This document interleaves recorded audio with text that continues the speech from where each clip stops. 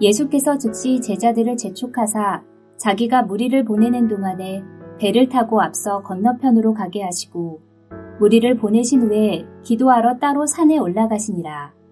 저물매 거기 혼자 계시더니 배가 이미 육지에서 술이나 떠나서 바람이 거스름으로 물결로 말미암아 고난을 당하더라.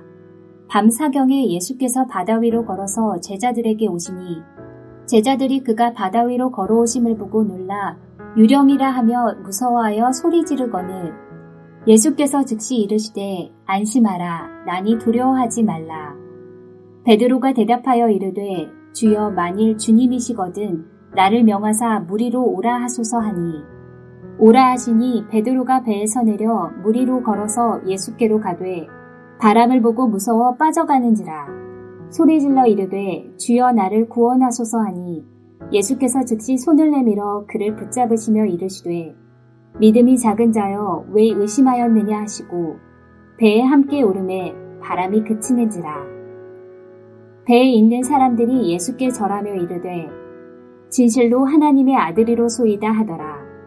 그들이 건너가 게네사렛 땅에 이르니 그곳 사람들이 예수이신 줄을 알고 그 근방에 두루 통지하여 모든 병든 자를 예수께 데리고 와서 다만 예수의 옷자락에라도 손을 대게 하시기를 간구하니 손을 대는 자는 다 나음을 얻으니라.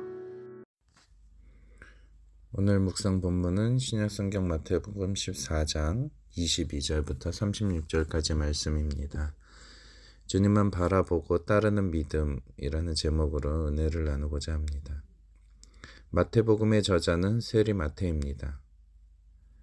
그는 자신의 복음서에서 특별히 강조하는 것이 있습니다. 바로 제자도입니다. discipleship이라고 할 수 있는데요. 예수님을 따라가는 삶이 바로 제자도의 핵심이 됩니다. 예수님을 우리가 따라가려면 먼저 우리를 불러주시는 주님의 음성을 들어야 됩니다. 주님의 음성을 듣고 나서 순종하며 나아갈 때 우리는 여러 가지 어려운 상황을 만날 수 있는데요. 예를 든다면 주님께 순종하는 삶을 살 때 바울과 실라처럼 채찍에 맞고 감옥에 갇히는 어려움을 겪을 수 있습니다. 순종하는 중에 여러 가지 환경적인 어려움을 만날 수 있다는 것입니다. 우리는 순간적으로 믿음의 태도를 버리고 그러한 어려운 환경에 압도되기도 합니다. 그러할 때 우리는 실패를 경험합니다. 오늘 베드로의 모습이 그렇습니다. 그런데 우리는 이러한 실패의 순간 어떻게 해야 할까요? 우리는 실패를 극복하고 끝까지 예수님을 따라갈 수 있습니까? 오늘 말씀을 통해 주님을 끝까지 따르는 제자도에 대한 좀 더 깊은 이해가 생기게 되기를 소원합니다. 오늘의 사건은 언제 일어납니까? 오병이어 사건 이후입니다. 사람들은 예수님이 떡 5개와 물고기 2마리로 남자만 5,000명을 먹이시는 사건을 경험하면서 예수님이야말로 메시아이시고 자신들의 배고픔에서 건져내실 분이라고 확신하게 됩니다. 그래서 사람들은 예수님을 자신의 왕으로 삼으려고 합니다. 주님께서는 사람들이 자기를 왕으로 삼으려는 것을 보시고 빨리 그들을 해쳐서 흩으십니다. 집으로 보내십니다. 제자들은 갈릴리 호수 건너편 게네사렛으로 먼저 배를 타고 보내버리십니다. 그리고 예수님은 혼자서 기도하시러 산에 올라가십니다. 그러나 밤새 호수를 건너가는 사이에 제자들의 배는 풍랑을 만납니다. 큰 파도가 일어나서 배를 흔들었습니다. 그들은 매우 힘든 환경을 마주하였습니다. 그때 예수님께서는 그들을 도와주시려고 바다 위를 걸어서 그들의 배로 다가가셨습니다. 같은 내용이 나오는 마가복음 6장에서는 이렇게 나옵니다. 그런데 예수께서는 그들이 노를 젓느라고 몹시 애쓰는 것을 보셨다. 바람이 거슬러서 불어왔기 때문이다. 물 위를 걸어서 자신들에게 오시는 그 예수님의 모습을 본 제자들은 유령이다 라고 외치면서 두려워했습니다. 그러나 예수님은 안심해라, 나다, 두려워하지 말라고 말씀하십니다. 그런데 그 순간 베드로가 말합니다. 주님, 주님이시면 저에게 물 위를 걸어서 주님께로 오라고 명령하여 주세요. 그러자 주님께서는 오라고 말씀하십니다. 베드로는 예수님의 말대로 물 위를 몇 발자국 걸어가다가 자신에게 다가오는 파도를 보고 물속에 점점 빠져들어갑니다. 그러자 그는 30절에 아주 가장 짧은 기도를 하게 되는 것이죠. 주여 나를 구원하소서. 그러자 예수님께서 곧 손을 내밀어 잡아주시면서 이렇게 말씀하십니다. 31절입니다. 믿음이 작은 자여 왜 의심하였느냐. 우리도 이 베드로처럼 예수님의 말씀에 큰 용기를 얻어서 힘차게 믿음의 발자국을 내딛는 경우가 있습니다. 이전에 없던 용기를 냅니다. 그러나 믿음으로 살아가려고 노력할 때 여전히 우리 주변에 없어지지 않는 환경의 어려움을 보고 두려워하며 물에 빠져들어갑니다. 무엇이 문제입니까? 베드로는 그 자신의 삶에 있어서 예수님의 말씀을 의심하였습니다. 그의 시선이 환경의 어려움을 바라본 순간 두려움에 몰려왔습니다. 예수님을 바라봐야 할 순간에 예수님 이외의 것들을 주목하였습니다. 그래서 그는 실패하게 됩니다. 이런 실패 이외에 베드로의 삶 속에 가장 결정적인 실패는 무엇입니까? 예수님께서 십자가에 못 박히시기 전, 닭이 2번 울기 전 3번 예수님을 모른다고 한 일입니다. 그 실패가 얼마나 컸던지 부활하신 예수님을 만난 이후에도 그는 사도의 삶을 포기하고 요한복음 21장에서 나는 물고기를 잡으러 가겠다라고 말하면서 사도의 자리를 떠납니다. 그는 더 이상 예수님을 따라갈 용기가 나지 않았습니다. 왜 그렇죠? 그는 예수님께서 십자가에 죽으시기 전날에 예수님과 다른 제자들 앞에서 주님을 절대로 버리지 않겠다는 맹세를 2번이나 합니다. 그러나 몇 시간이 못 되어 베드로는 예수님을 3번 모른다고 부인했던 것입니다. 그는 자신이 너무나도 부끄러웠습니다. 다시 예수님을 따라가기에 베드로는 정말 용기가 나지 않았던 것입니다. 오늘 본문에서의 실패도 비슷합니다. 예수님 앞에서 자신은 죽을지언정 주님을 모른다고 절대 부인하지 않겠다는 장담처럼 베드로는 그 자신이 먼저 예수님께 제안합니다. 주님, 주님이시면 나더러 물 위를 걸어서 주님께로 오라고 명령하십시오.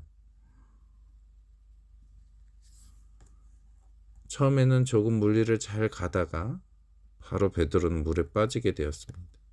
왜 그렇습니까? 30절에 이렇게 나옵니다. 바람을 보고 무서워 빠져가는지라.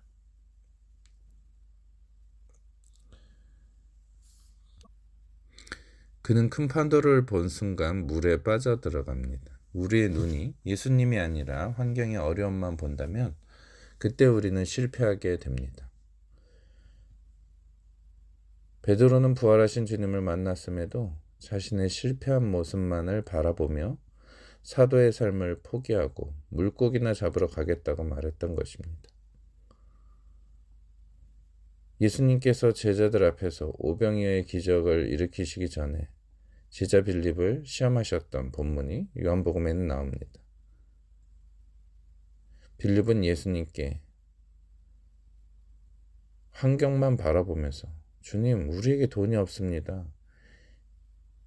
200데나리온도 이 많은 사람들을 먹이기에는 부족합니다. 라고 말했었습니다.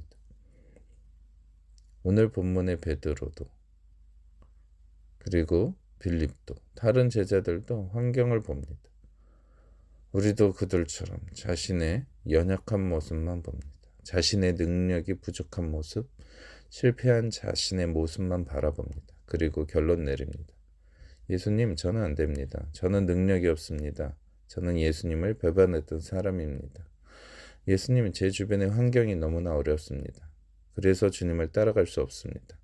우리는 이렇게 고백하고 있지는 않습니까? 환경이 너무 힘들어서 못한다고. 너무나도 쉽게 우리는 포기하고 맙니다.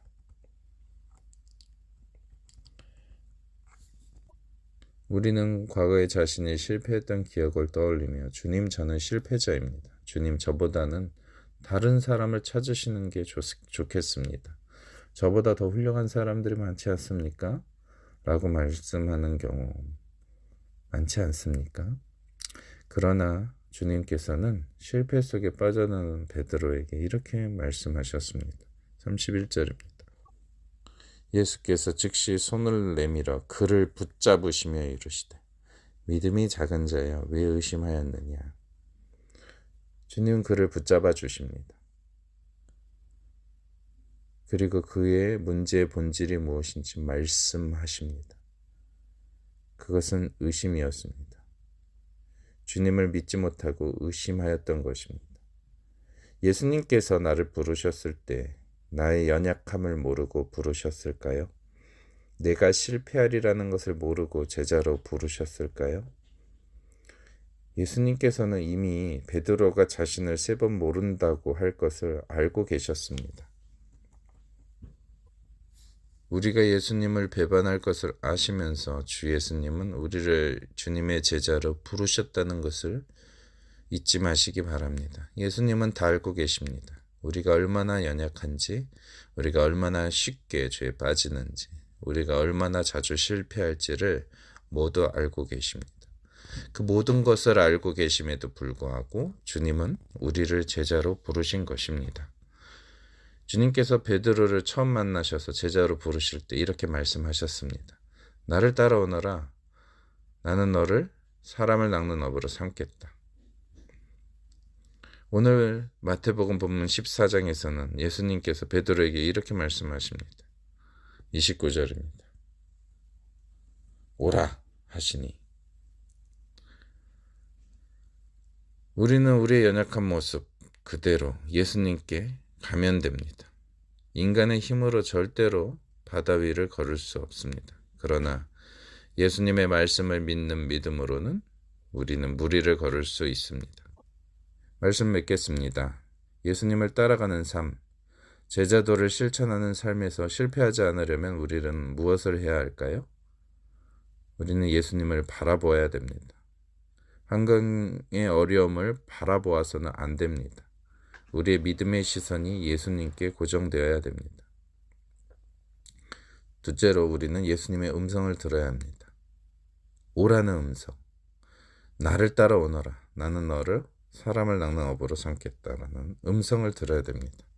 예수님을 따라가기만 하면 주님께서는 나의 연약함에도 불구하고 나의 실패에도 불구하고 나를 하나님의 일꾼으로 사용하십니다. 이것을 믿으셔야 됩니다.